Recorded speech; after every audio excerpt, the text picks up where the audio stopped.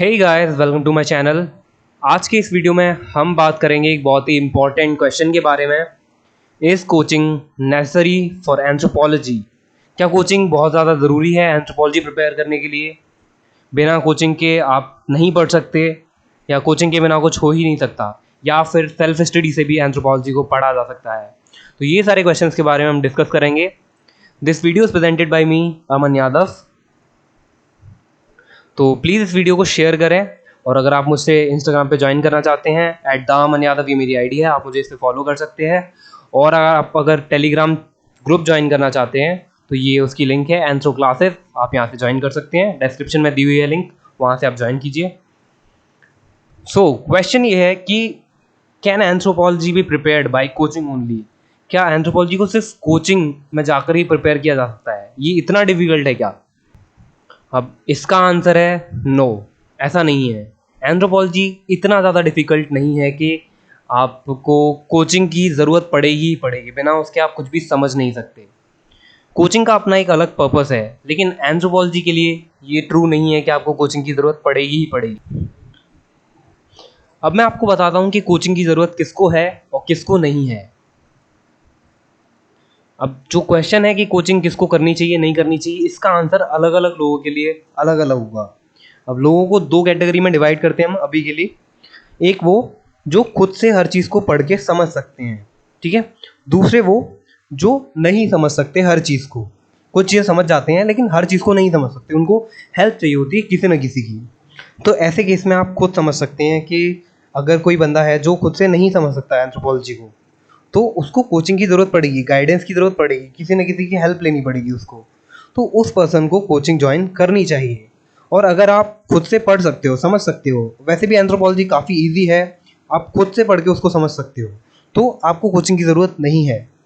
अब दूसरी चीज़, limited time है। अगर आपके पास, आप जॉब करते हैं या आपके पास बहुत कम टाइम बचा है, आप अगला ही एग्ज़ाम देना चाहते हो, तो आपको कोचिंग ज्वाइन करनी चाहिए। क्योंकि कोचिंग क्या करेगी, आपका लर्न करने का प्रोसेस ईजी बना देगी और जल्दी करा देगी वो चीज़ को फिनिश। जिस चीज़ को करने में आप 10 दिन लेंगे, कोचिंग उसको 5 दिन में करा देगी। तो ये बेनिफिट है कोचिंग का।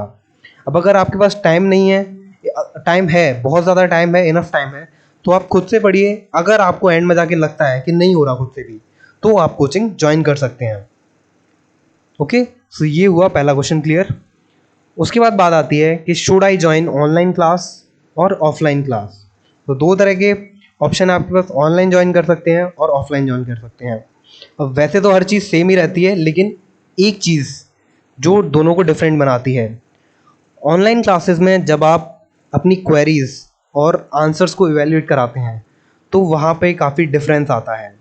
लेकिन ऑफलाइन क्लास में आप एक टीचर के सामने खड़े होकर, पास खड़े होकर जब इंटरेक्ट कर रहे होते हैं, तो वो एक अलग इम्पैक्ट क्रिएट करती है, अलग बेनिफिट देती है आपको। तो ऑफलाइन कोचिंग का ये बेनिफिट है। लेकिन ऑनलाइन का बेनिफिट ये है कि आप अपने टाइम के अकॉर्डिंग, अपने टाइम टेबल के अकॉर्डिंग अपने लेक्चर्स को मॉडिफाई कर सकते हो, उसको देख सकते हो जब आपके मन में आ रहा है तब, उसको रिपीटेडली देख सकते हो। तो ये बेनिफिट है ऑनलाइन क्लासेस का। आप जितने बार चाहो उतने बार क्वेरीज पूछ सकते हो, तो ये बेनिफिट है। और आप अपने घर पे रह के करोगे, आपका टाइम बचेगा। लेकिन ऑफलाइन कोचिंग में आपको बार बार जाना पड़ेगा, ट्रैवल करने का टाइम जाएगा। तो ये सारे चीज़ें हैं, आप इसको ध्यान में रखिए। उसके बेसिस पे आप डिसाइड कीजिए कि आपको ऑनलाइन ज्वाइन करनी है या ऑफलाइन ज्वाइन करनी है। अब बहुत सारे मिथ्स हैं एंथ्रोपोलॉजी को लेके जो एस्पिरेंट्स के मन में रहते हैं, उसके बारे में डिस्कस करते हैं। पहला है कि it is very easy optional and always scores high marks among others. ये बहुत ही इजी ऑप्शनल है, कोई भी इसको प्रिपेयर कर लेगा और हमेशा मार्क्स इसमें हाई ही आते हैं। लेकिन ऐसा नहीं है। एंथ्रोपोलॉजी ईजी तो नहीं है, ईजी टू अंडरस्टैंड है, लेकिन इतना भी ईजी नहीं है कि आप हमेशा हाई मार्क्स ही ले आओ थोड़ा सा पढ़ के। उतना ईजी नहीं है। You should work hard for this. काफ़ी ज़्यादा टाइम कंज्यूमिंग है, काफ़ी ज़्यादा एफर्ट देना पड़ता है, मेमोराइज भी करना पड़ता है, डायनामिक भी है, थोड़ा समझना भी पड़ता है बहुत पोर्शन इसका। तो ईजी नहीं है, लेकिन मॉडरेट है। आप इसको प्रिपेयर करो, टाइम दोगे तो हो जाएगा। Next is you can complete anthropology syllabus in 2-3 months. ये एक बहुत बड़ा मिथ है। इसको की वजह से बहुत से बच्चे इसी की वजह से ले लेते हैं एंथ्रोपोलॉजी ऑप्शनल कि चलो 2-3 महीने में कंप्लीट हो जाएगा, इसको फिनिश कर देंगे, बहुत ईजी रहेगा। बट ऐसा नहीं है। आप एक बार फिनिश कर सकते हो सिलेबस, 2-3 महीने में। लेकिन ऐसा नहीं है कि आप परफेक्ट हो जाओगे आंसर राइटिंग में, बहुत हर पेपर को सॉल्व कर दोगे, उस चीज़ में आप लैग करोगे। उसके लिए आपको एटलीस्ट 5 मंथ्स चाहिए।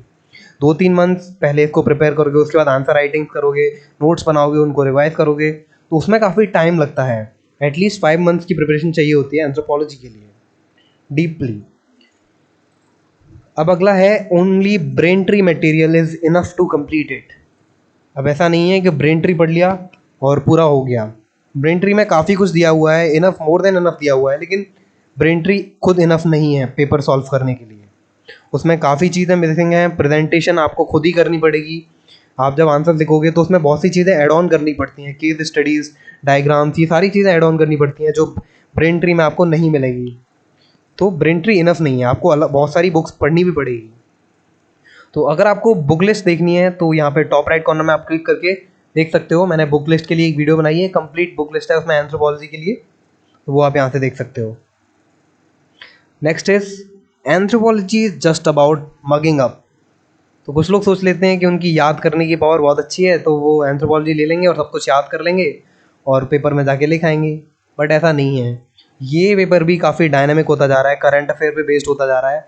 आपको इसमें थोड़ा सा दिमाग लगाना पड़ता है, केस स्टडीज़ को कहाँ पे अप्लाई करना है, किस चीज़ को किससे रिलेट करके आंसर में लिखना है, तो वहाँ थोड़ा डिफ़िकल्ट हो जाता है।